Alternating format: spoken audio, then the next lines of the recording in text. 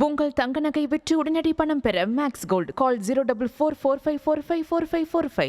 இன்றைய தினம் எனக்கு மதுரை சைபர் கிரைம் காவல் நிலையத்திலே ஒரு சம்மன் அனுப்பி நான் கடந்த 25ஆம் தேதி கொடுத்த புகாரின் பேரில் விசாரணைக்கு வர சொல்லியிருந்தார்கள். இன்றைய தினம் நான் விசாரணைக்கு ஆஜராகி அந்த விசாரணையில் நான் உச்சநீதிமன்றத்துக்கு கடந்த ஜூன் மாதம் 14ஆம் தேதி ஒரு புகாரை தயாரித்து 21ஆம் தேதி உச்சநீதிமன்றத்துக்கு அனுப்பினேன்.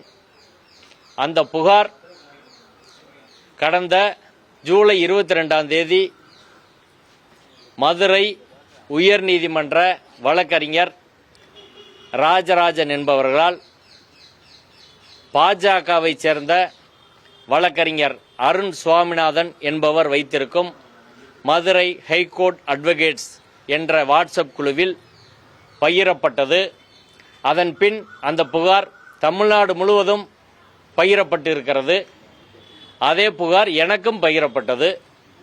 பகிர்ந்தவுடன் நான் அதிர்ச்சி அடைந்து இந்த புகார் ரகசியமாக நான் சுப்ரீம் கோர்ட்டுக்கு கொடுத்தது எப்படி வழக்கறிஞர் ராஜராஜனுக்கும் அதை அனுமதித்த அருண் சுவாமிநாதனுக்கும் வந்தது என்ற கேள்வியை நான் புகாராக தயாரித்து சைபர் கிரைம் காவல் நிலையத்திலே புகார் அளித்திருந்தேன்.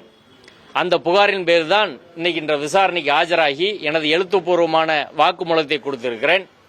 எனது வாக்குமூலத்திலே நான் எழுப்பியிருக்கும் கேள்விகள்: உச்சநீதிமன்றத்திற்கு ரகசியமாக அனுப்பப்பட்ட புகார் அங்கிருந்து எப்படி வந்துச்சு? ராஜராஜனுக்கு அந்த புகாரை முதலில் அனுப்பியவர் யார்?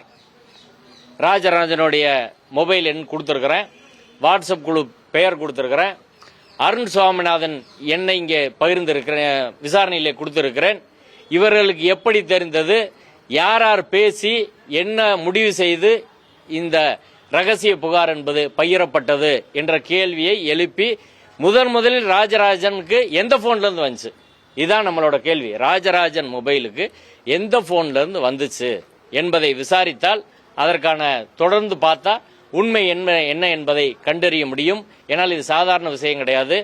இது ஒரு சிட்டிங் ஜட்ஜு மேல அரசியல் சட்ட விரோதமாக அவர் செயல்படுகிறார் என்ற விவரங்களை நான் தொகுத்து அனுப்பிய புகார். நான் எந்த வாட்ஸ்அப் குழுவிலே அதை பகிரல, எந்த சமூக வலைதளத்திலும் அதை பகிரவில்லை. ரிஜிஸ்டர் போஸ்ட்ல அனுப்புனேன். என் கையில் இருக்க காப்பியில கூட கையெழுத்து தான் போட்டு வச்சிருக்கிறேன், சீல் இல்லை. ஆனால் பகிரப்பட்ட காப்பியில சீலோட ஸ்கேன் காப்பியா வந்திருக்குது. அப்ப ஸ்கேன் பண்ணி யாரோ அனுப்பி தான் இதை செய்திருக்கிறார்கள்.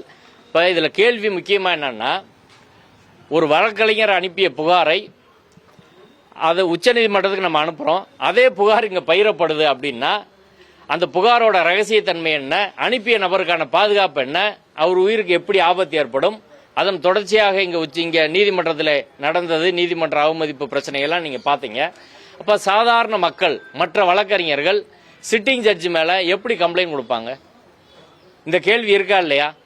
இப்ப என் பேரை பொதுவாக கூட ஒரு பயிரக்கூடிய நபர்கள் என் பேரை மறைச்சிட்டுனாலும் பயிரணுமா இல்லையா? அது ஒரு சட்டப்படியான ஒரு விஷயங்க. ஒரு விக்டிம் பேரை நீங்க பயிரக்கூடாதுன்னு போற, அதே போல புகார்தார் ரகசியமா கொடுத்தது என் பேரை பயிரக்கூடாது, அதுவே அஃபென்ஸ். என் பேரோட சேர்த்து அவர்கள் பகிர்ந்ததே குற்றம். எனவே சைபர் கிரைம் காவல் நிலையம் இன்னைக்கு வரை எஃப்ஐஆர் போடாம இருக்கதே எனக்கு சங்கடமா இருக்குது. இப்படி ஒரு முக்கியமான பிரச்சனையில எஃப்ஐஆர் போடாம அவங்க இருக்கிறாங்க.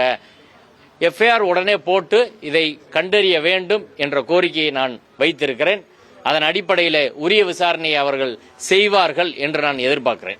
உங்கள் தங்க நகை விற்று உடனடி பணம் பெற மேக்ஸ் கோல்டு கால் 04445454545.